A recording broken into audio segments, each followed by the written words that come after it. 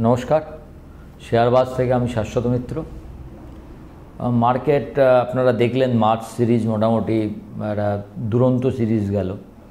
পরপর 5টা negative series আমরা পেয়েছিলাম, সেই অক্টোবর, নভেম্বর, ডিসেম্বর, জানুয়ারি, ফেব্রুয়ারি। এটাও মার্চের প্রথম দিকটা যা ছিল মনে হচ্ছিল এটাও নেগেটিভ হতে পারে। সেই জায়গা থেকে ঘুরে প্রায় 1046 পয়েন্ট ওপরে নিফটি বন্ধ করলো।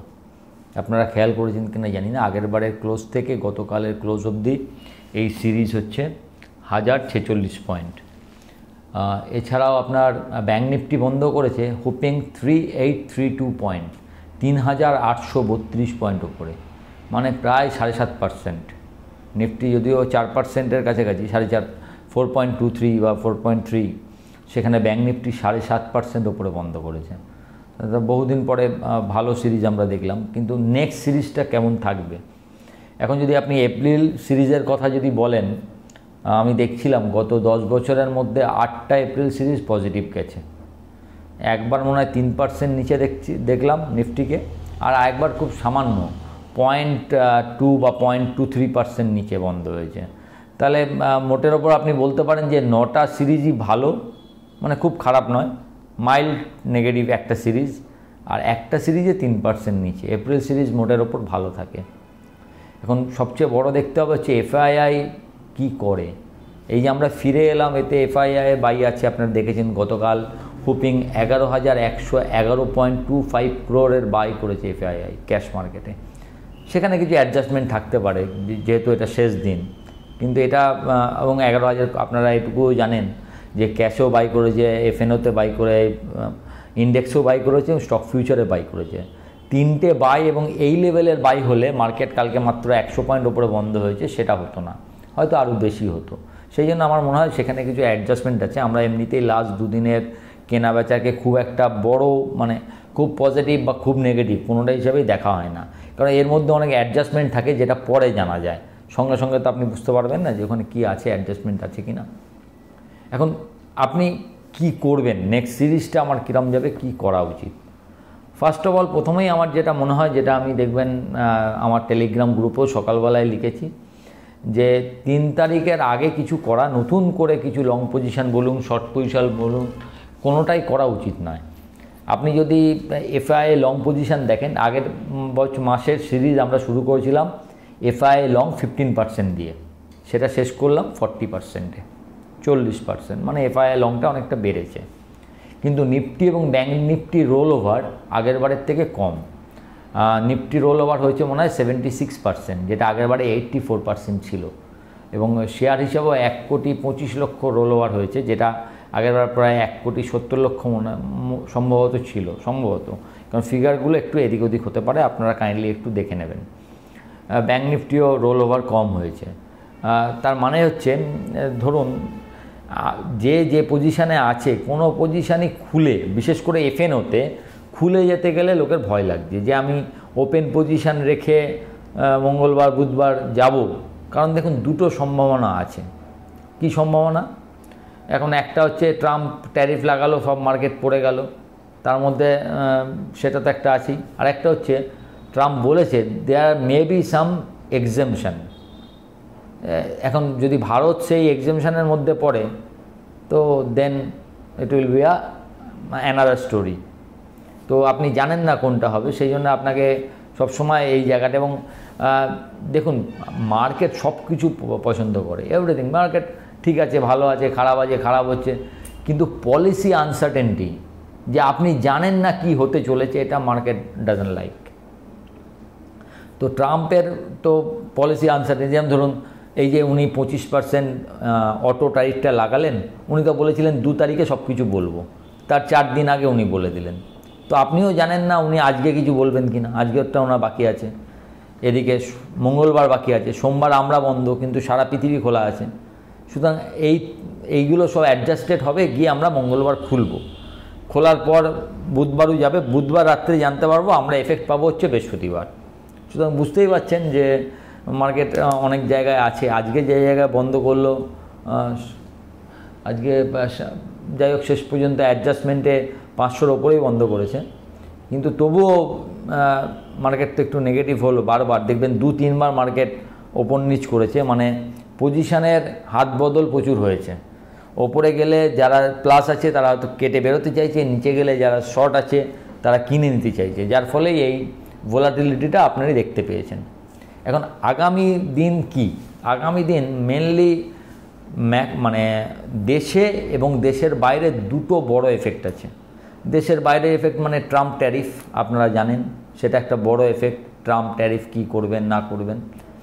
দেশের এফেক্ট সবথেকে বড় হচ্ছে এপ্রিল মাস হচ্ছে ফোর্থ কোয়ার্টার রেজাল্ট। আমি যে সেমিনার করেছিলাম সেই সেমিনারেও আমি একটা কথা বলেছিলাম যে এই ফোর্থ কোয়ার্টার রেজাল্ট ডিসাইড করবে মার্কেট কি চায়, যে 25-এ আমরা নতুন হাইয়ের ধারে কাছে যাব দেখব, নাকি এটা একটা লং জার্নি হবে। তাহলে ফোর্থ কোয়ার্টার রেজাল্ট প্রচণ্ড গুরুত্বপূর্ণ, কারণ এই যে এফআইআই বাই করলো, এফআইআই তো তাকিয়ে আছে ফোর্থ কোয়ার্টার রেজাল্টের দিকে, যে রেজাল্টটা কেমন হবে। তা রেজাল্টে আপনি কি দেখতে চান? এফআইআই দেখতে চায় যে fourth quarter result at least third কোয়ার্টারের থেকে স্ট্রং হয়েছে, তো থার্ড কোয়ার্টার আমরা যে রেজাল্ট পেয়েছি তার থেকে যেন ভালো আসে, এটা হচ্ছে প্রথম চাহিদা। দ্বিতীয় চাহিদা কি? দ্বিতীয় চাহিদা হচ্ছে দেখবেন রেজাল্টের সঙ্গে সঙ্গে আগামী দিন কোম্পানি কেমন চলবে তার আউটলুকটা বলা হয়। তাই যদি রেজাল্ট ভালো হয় এবং তার সঙ্গে যদি আউটলুকও প্রতিটা লোক যারা কোম্পানি চালাচ্ছেন ম্যানেজমেন্ট যদি পজিটিভ বলে, সেক্ষেত্রে কিন্তু এফআইআই অবশ্যই ফিরবে, কারণ তারা তো চায় যে এখান থেকে টাকাটা বাড়বে। এবং আমেরিকান মার্কেট যে জায়গায় যাচ্ছে, আমেরিকান মার্কেটে সত্যি করে যদি আপনার আনসার্টেনটি থাকে, সেক্ষেত্রে আবার ভারতের দিকে আসাটা একটু বাড়তেও পারে। কিন্তু তার আগে ভারতকে এই আসল শর্তটা পূরণ করতে হবে যে তার India incorporation fourth quarter result যেন বেটার দেন থার্ড কোয়ার্টার হয়, এবং Outlook for the next quarter and remaining year must be positive.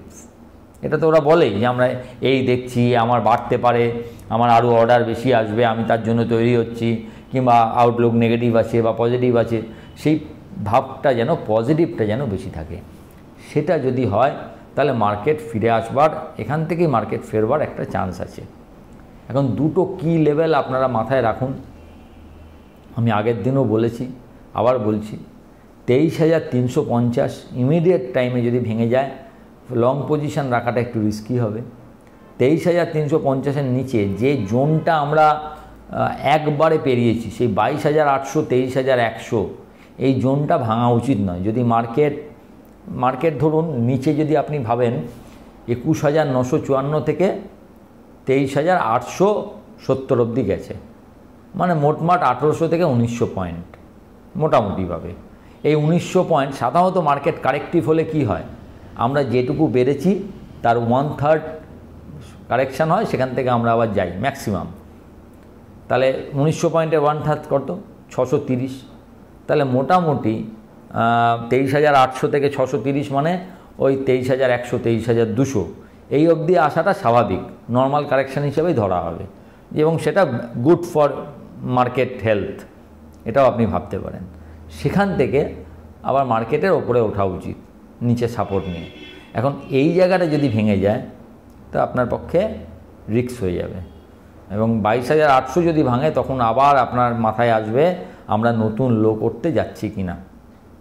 আমাদের জানা নেই কেনটা, কিন্তু যদি দেখা যায় যে মার্কেট 23,350ও এই 2-3 দিনে ভাঙলো না, এবং 2 তারিখ ঘোষণার পর মার্কেট ওপরে চললো, সেক্ষেত্রে মার্কেট নেক্সট টার্গেট আমাদের হতে পারে প্রথম যেটা আমরা কনকার করেছিলাম 23,800 সেই জায়গাটা, তারপর 24,200, 24,800, 25,200, এত বড় টার্গেট হতে পারে। কারণ যদি ট্রাম্প ট্যারিফে কোনো নেগেটিভ না থাকে এবং রেজাল্ট যদি পজিটিভ হয়, তাহলে এটা অনেকের কাছেই একটা অপরচুনিটি ক্রিয়েট করতে পারে যে হ্যাঁ এটা একটা বাইং অপরচুনিটি হতে পারে হয়তো, এবং তার সঙ্গে একটা ফোমো কাজ করবে, ফিয়ার অফ মিসিং আউট, যে আমার খুব সন্দেহ আছে এই 22,000 টু 23,800 যে রান হয়েছে, সেই রানে আদৌ কেউ খুব বেশি পয়সা করতে পেরেছে কিনা। আমার মনে হয় না সবাই পয়সা করতে পেরেছে বলে, because we are in a fear zone. Fear জোনে কেউ নিতে পারে না।